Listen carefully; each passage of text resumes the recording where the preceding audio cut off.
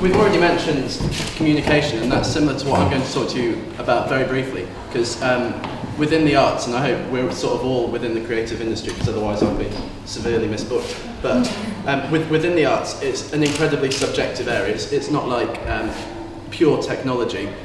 Within theatre, this could be an exposition of Stalinistic suppression. It could also be a tree in physical theatre, or it could just be somebody doing something utterly ridiculous. And that's what we have to break down, because the subjective nature of comedy, which is what I promote, what I run and what I perform, and lots of arts, means that as an audience member, if you dislike the product, you are right. If you enjoy the product, you are also right. And I know that I have a very good product, you know that whatever your products are equally good. So then it comes down to how you're selling your product. And thus, it's a battle of attrition. And not just that, it's reaffirmation. And that's what I want to talk to you today about, because I talk with lots of young people that say, I promote my product in the newspaper. The local newspaper is very, very kind to me. What I would say is that you can't talk to too many people ever about what you do. You just keep plugging, you keep sending emails, you keep making phone calls, you talk to the local radio, you talk to the local media, you go to dinner parties, you talk with estate agents, you talk with politicians, because you break down what perceived demographics are in terms of what you think your product is. At the comedy club I run in Harrogate, I have had a 14-year-old laugh at a New York Pal joke. And likewise, I've had 80 to 90-year-olds laughing at some of the crudest material you can ever imagine by one of the bluest comedians I've ever seen. Thus, what other demographics I'm aiming at, I'm not sure. Thus, I go out and I talk to everybody. And I can't stress that enough in terms of promoting your product in a number of different ways. That comes down to promoting it through social media, comes down through promoting it through compilation sites such as what we're launching today, just getting your name out there. Because for me, the product is the easiest bit to source. I send lots of emails out to very good comedians.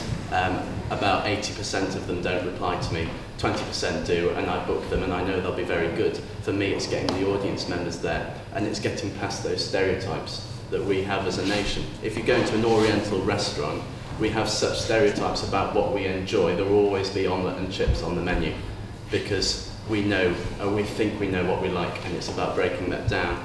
And it's not easy, and it's through hard work.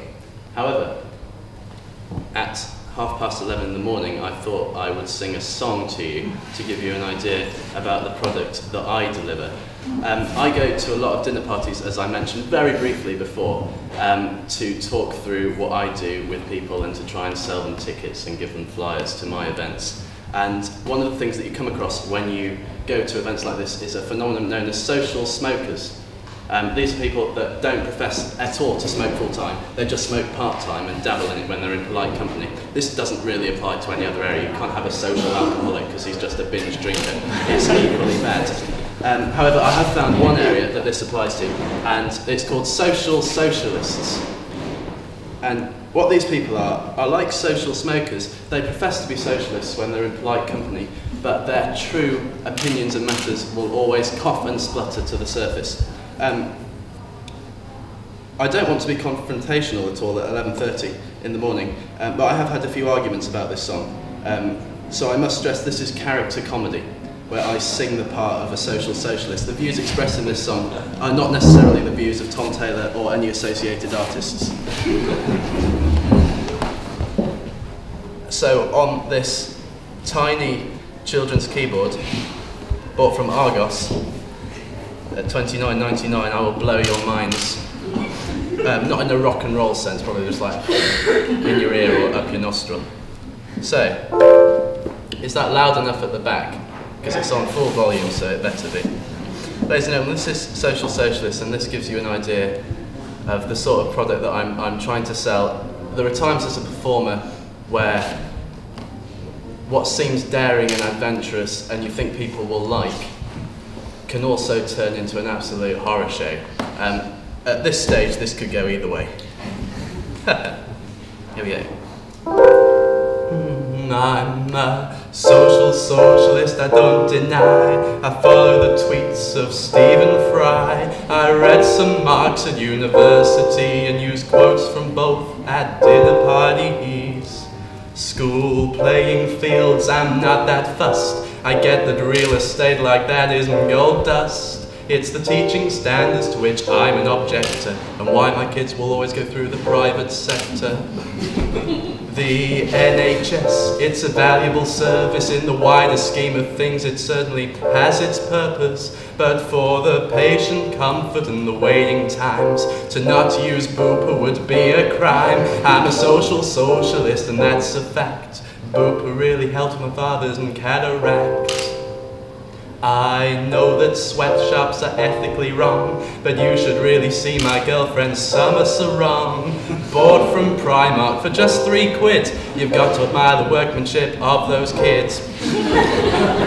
In a similar vein, I respect fair trade. I'm all for African farmers getting paid, but at the risk of angering their Christian fan club, the quality of their coffee really is quite substandard.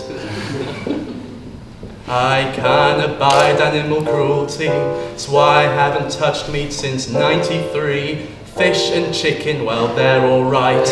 In fact, any animal that doesn't put up a fight. I'm a socialist and I wouldn't kill animals less than £18 on my restaurant bill.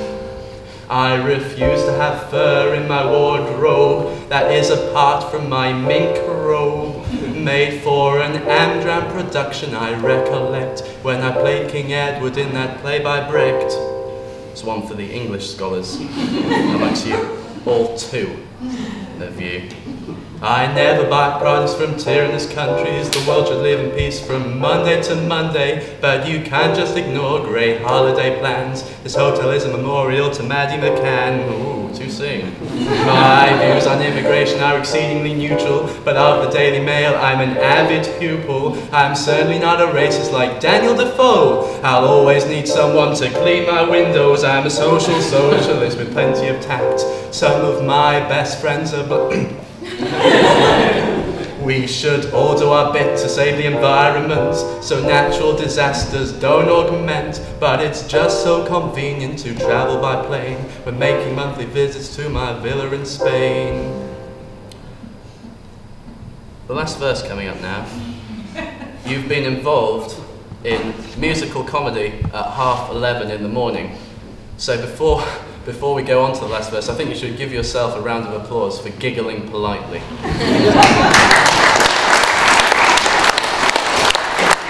If you wish to continue on that vibe, you may click, like in West Side Story, if you can click in time. Here we go, the last verse, in a similar vein. I'm all for equality. I studied George Orwell. Oh, you don't have to click if you don't want to. I'm all for equality. I studied George Orwell for my GCSEs, but women in the workplace just doesn't equate. Men don't waste time to menstruate. I'm a socialist, is what I be. Repeating opinions like a parrot on speed. I'm a total woeful socialist, only rarely called a chauvinist.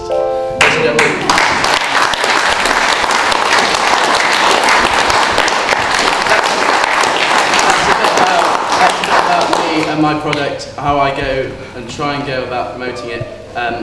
My company is called Sitting Room Comedy. We're sittingroomcomedy.com. We love booking for other people. We love booking for Christmas parties, should you want a corporate. Likewise, we run in Harrogate. We're looking at expanding. If you're free on the 14th of December, we have a fantastic lineup. Thank you very much. Enjoy your day.